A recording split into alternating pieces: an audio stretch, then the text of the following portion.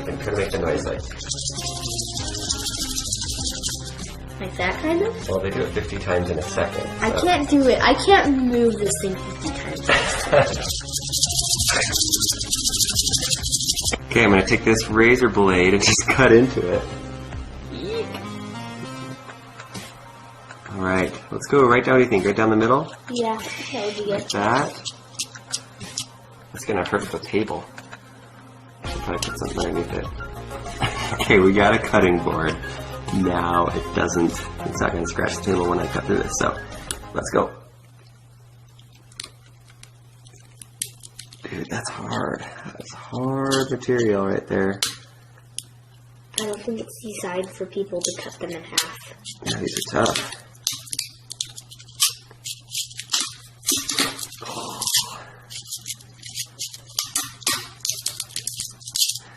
Sounds kind of gross. It is kind of gross.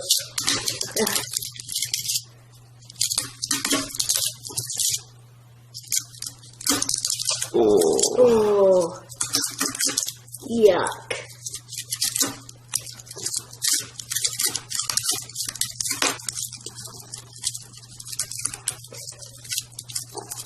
Oh, ripped it in half. Ripped it in half. Let's try opening it up a little bit and see what it looks like.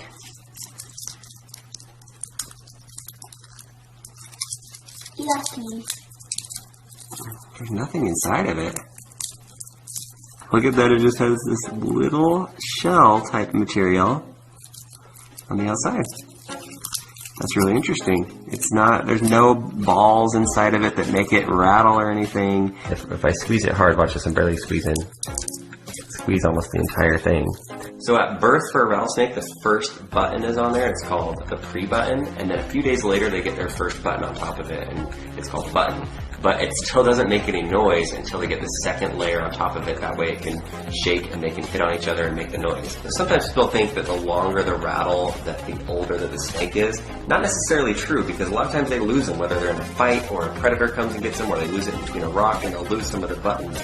But every time that they shed their skin, a new layer is grown on the end of it. Still is disgusting that this is on a snake. Take a smell of it. Okay. Bottom of it. Oh, it smells like dog!